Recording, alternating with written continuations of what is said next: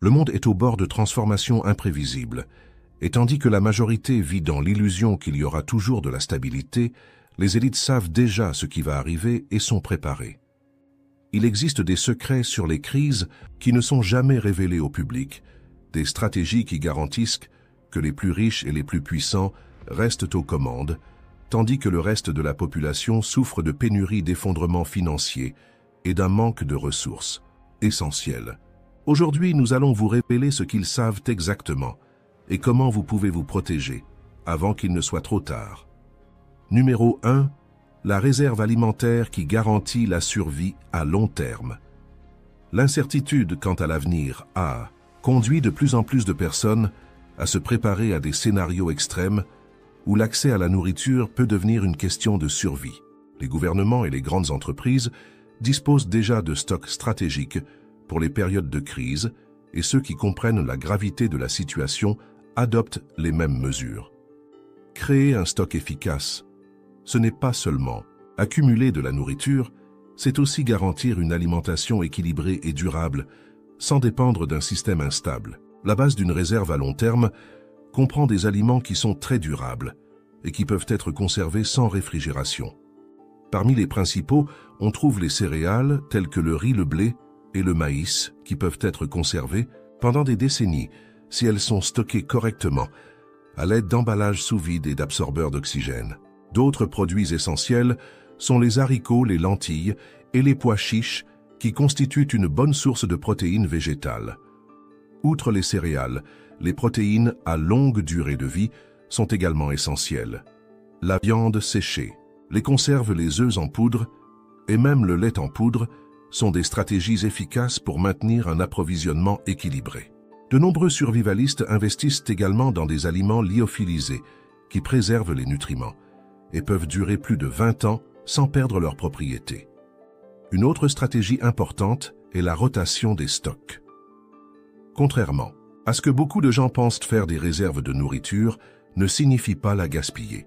L'idéal est de consommer et de réapprovisionner les aliments en permanence en suivant la méthode première entrée, première sortie, en évitant le gaspillage et en veillant à ce que tout soit toujours dans les limites de la date de péremption. Ceux qui ont compris l'importance d'un stock d'urgence savent que la question n'est pas de savoir si, mais quand une crise alimentaire se produira. Les banques alimentaires stratégiques, contrôlées par les gouvernements et les élites, sont une réalité, mais les gens ordinaires sont à la merci des instabilités du marché. Disposer d'un stock bien planifié signifie avoir une longueur d'avance et garantir la sécurité alimentaire en ces temps incertains. Numéro 2. Collecte de l'eau et autosuffisance en eau. Sans eau, toute tentative de survie devient impossible. Les grands centres urbains sont très dépendants des systèmes d'approvisionnement et un effondrement de la distribution peut survenir soudainement. En période de crise, l'une des premières conséquences est l'interruption de l'approvisionnement en eau, ce qui rend des millions de personnes vulnérables. Il est essentiel de disposer d'un plan de collecte et de stockage de l'eau pour assurer la survie. La première stratégie est la collecte de l'eau de pluie, une méthode simple mais très efficace. De nombreuses propriétés mettent en place des systèmes de collecte avec des gouttières et des filtres qui dirigent l'eau vers des réservoirs de stockage. Avec une purification appropriée, cette eau peut répondre à tous les besoins quotidiens, ce qui réduit considérablement la dépendance à l'égard de l'approvisionnement public. Outre la récupération de l'eau de pluie, le forage de puits artésien est une autre solution définitive pour l'autosuffisance en eau. Dans diverses régions, les survivalistes investissent dans la construction de puits pour garantir un accès continu à l'eau quelles que soient les crises extérieures. Cette stratégie associée à des systèmes de filtration avancés permet de consommer l'eau souterraine en toute sécurité, ce qui en fait une ressource précieuse en cas de pénurie. La purification de l'eau stockée doit également être prise en compte. Même si la source semble propre, il est essentiel d'appliquer des méthodes de traitement pour éliminer les bactéries, les virus et les contaminants chimiques. Des techniques telles que l'ébullition, l'utilisation de tablettes de purification et de filtres à charbon actif sont quelques-unes des options disponibles. Les systèmes d'osmose inverse et les distillateurs solaires sont des solutions efficaces pour éliminer les impuretés et rendre toute source d'eau potable. L'autosuffisance en eau n'est pas seulement une option, mais une nécessité pour ceux qui veulent se préparer à l'avenir. Dans un scénario d'effondrement, ceux qui n'ont pas de plan pour garantir un accès continu à l'eau seront confrontés à des difficultés inimaginables. Si les gouvernements contrôlent et surveillent déjà les ressources en eau aujourd'hui, imaginez ce qui se passera lorsque les réserves seront limitées et que l'accès sera restreint.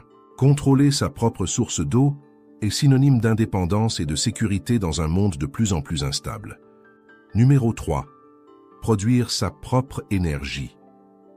Comment se déconnecter du réseau? La dépendance à l'égard du réseau électrique est l'une des plus grandes faiblesses de la société moderne.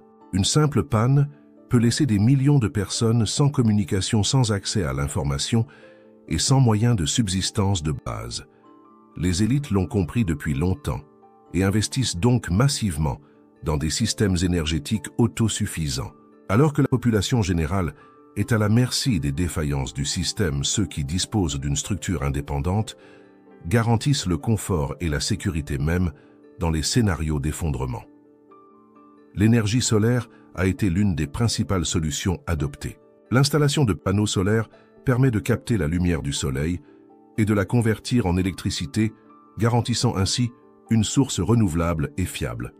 Le grand secret réside dans le stockage efficace de cette énergie à l'aide de batteries de longue durée qui permettent une utilisation continue même la nuit ou par temps nuageux. Ceux qui ont pris conscience de l'importance de l'autonomie énergétique installent déjà des systèmes hybrides qui combinent l'énergie solaire, l'énergie éolienne et même des générateurs fonctionnant au biogaz pour couvrir tous leurs besoins. Outre l'énergie solaire, les générateurs à carburant tels que le diesel et le propane restent des alternatives viables pour ceux qui recherchent une solution de secours. Toutefois, ces systèmes nécessitent un stock continu de carburant, ce qui peut s'avérer difficile en période de pénurie. C'est pourquoi la combinaison de différentes sources d'énergie est la meilleure stratégie pour garantir une indépendance totale. Les personnes déjà préparées s'appuient également sur des dispositifs plus petits, mais très efficaces, tels que les chargeurs solaires portables, les torches à dynamo et les radios à manivelle. Ces dispositifs peuvent sembler simples, mais ils font une grande différence dans les situations où l'énergie devient une ressource rare. La véritable sécurité énergétique ne consiste pas à dépendre du gouvernement ou du réseau public, mais à créer son propre système dans lequel la production et la consommation sont directement contrôlées.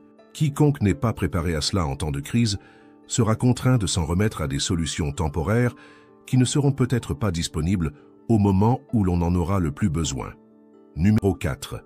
L'importance de la sécurité structurelle. En temps de crise, lorsqu'une crise s'intensifie, la sécurité des habitations devient l'une des principales préoccupations.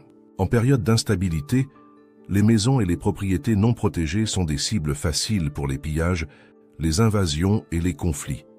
C'est pourquoi les élites et ceux qui comprennent la gravité de la situation investissent massivement dans la fortification de leurs maisons, garantissant ainsi un véritable refuge contre les menaces extérieures. La première ligne de défense commence par la structure de la maison. Des portes renforcées, des fenêtres dotées d'un film anti-effraction et des systèmes de verrouillage stratégiques sont indispensables pour empêcher tout accès indésirable.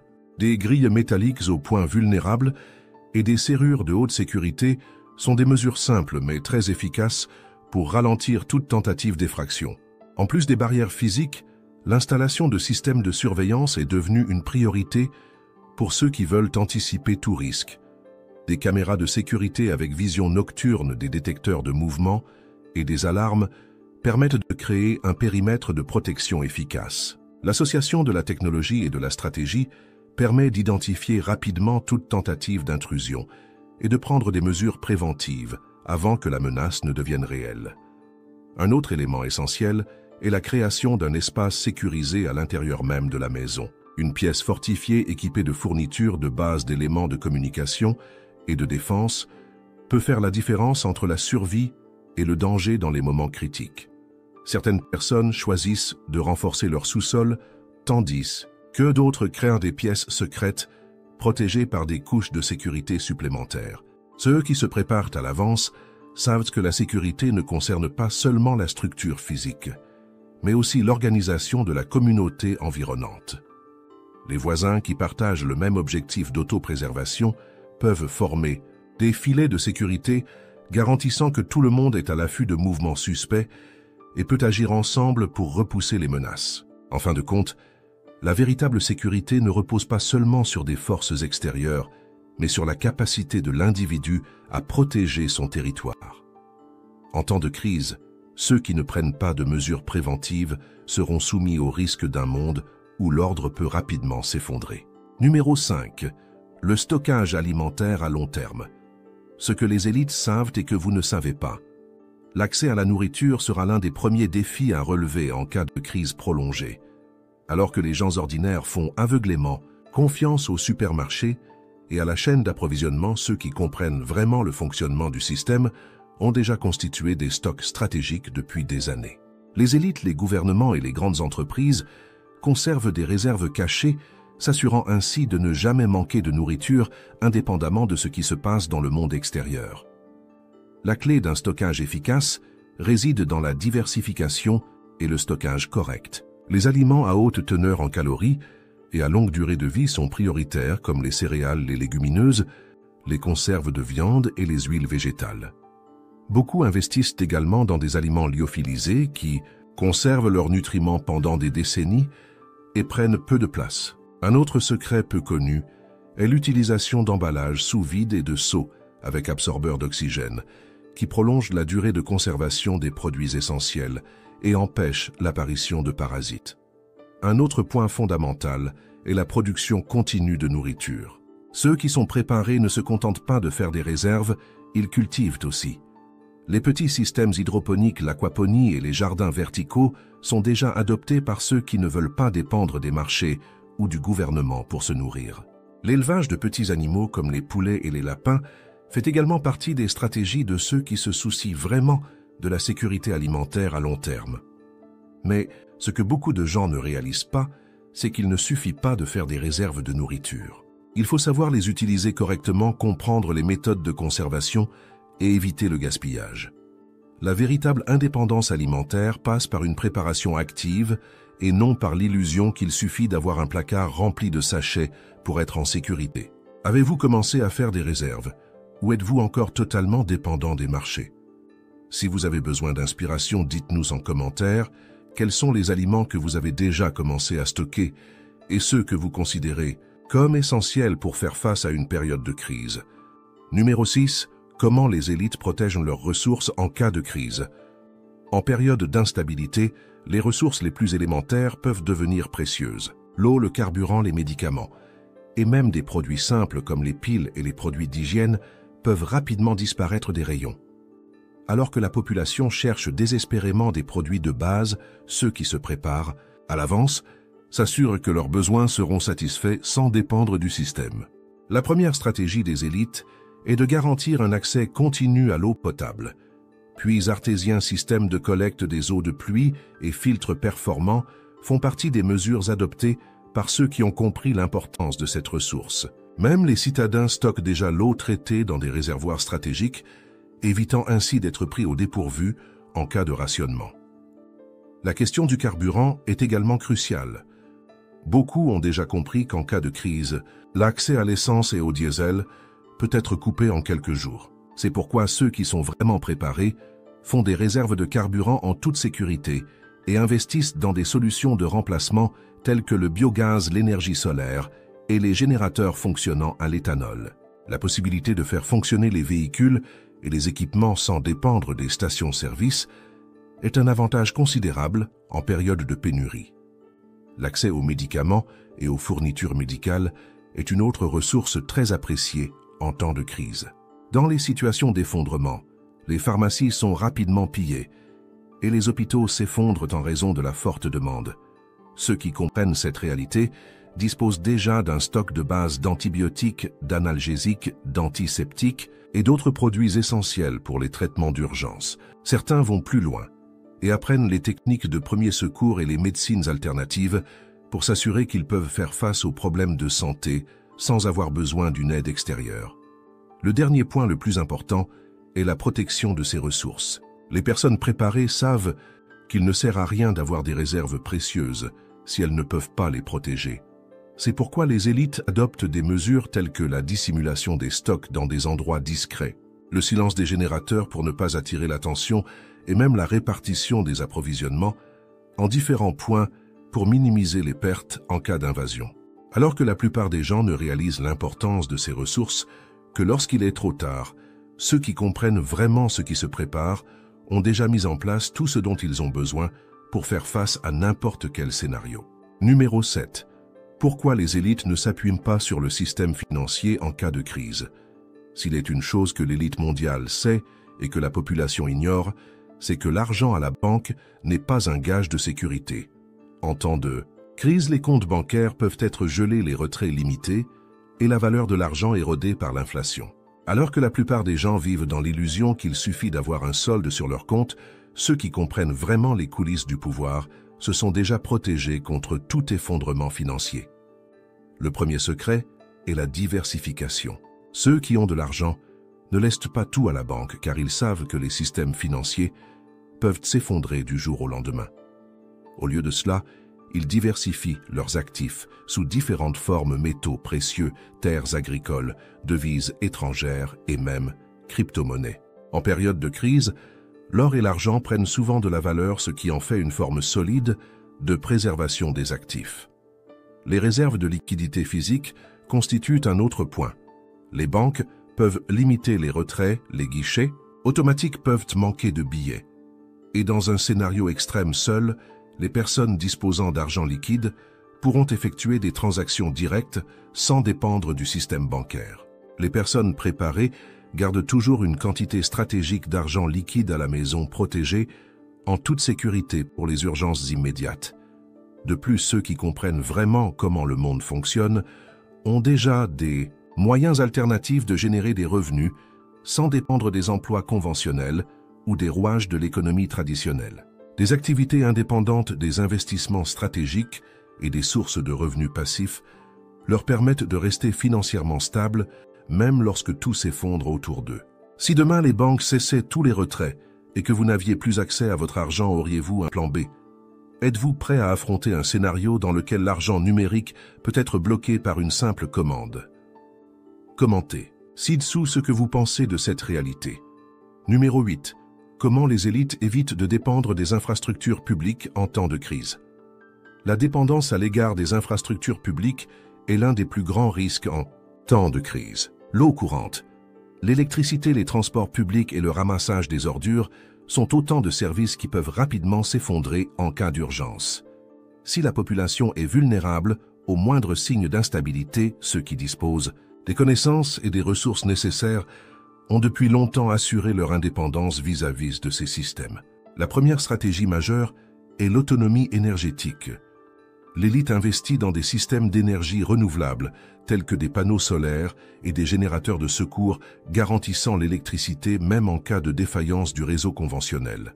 Nombre d'entre eux disposent déjà de batteries de grande capacité pour stocker l'énergie et ne pas dépendre d'approvisionnements extérieurs. En cas de panne de courant, ces personnes continuent d'avoir de la lumière, du chauffage et de l'électricité pour faire fonctionner les équipements essentiels. Un autre facteur essentiel est la gestion des déchets et l'assainissement. Lors de crises prolongées, le ramassage des ordures peut être interrompu et l'accumulation de déchets peut devenir un grave problème sanitaire. Ceux qui se préparent à l'avance disposent déjà de solutions, telles que des fosses septiques efficaces, des systèmes de compostage et même des méthodes de recyclage et de traitement des déchets en toute sécurité. En ce qui concerne les transports, la dépendance à l'égard des combustibles traditionnels est réduite autant que possible, alors que le commun des mortels est pris en otage par les prix élevés ou le manque d'approvisionnement dans les stations-service. Ceux qui comprennent l'importance de la mobilité disposent déjà de carburants stockés ou de véhicules alternatifs, tels que des vélos électriques, des véhicules à énergie solaire, et même des moyens de transport à cheval dans les zones rurales. La dernière leçon et la plus précieuse est l'autosuffisance en matière de communication. Lorsque les réseaux téléphoniques tombent en panne et que l'Internet devient instable, les élites ne sont pas isolées. Elles disposent déjà de radios à longue portée, de systèmes de communication privés et même de satellites personnels qui leur permettent de communiquer avec ceux dont elles ont besoin, sans dépendre des infrastructures conventionnelles. Alors que la majorité vit dans l'idée que les services essentiels seront toujours disponibles, ceux qui comprennent vraiment ce qui peut arriver ont déjà pris toutes les précautions pour s'assurer qu'ils continuent à fonctionner normalement, indépendamment de ce à quoi le monde extérieur est confronté. Ceux qui s'attendent à ce que le système continue à fonctionner parfaitement sont condamnés à souffrir lorsque les crises s'intensifient. Alors que la majorité ignore les signes, ceux qui détiennent le vrai pouvoir ont déjà des années d'avance, accumulent des ressources et assurent leur sécurité. La question qui se pose maintenant est la suivante. Allez-vous agir pendant qu'il est encore temps ou attendre de ressentir l'impact lorsqu'il sera trop tard? Faites-nous part de votre opinion dans les commentaires et dites-nous laquelle de ces stratégies vous avez déjà mises en pratique ou avez l'intention d'adopter. Si ce contenu vous a été utile, aimez la vidéo et abonnez-vous pour recevoir d'autres informations essentielles sur la préparation et la survie.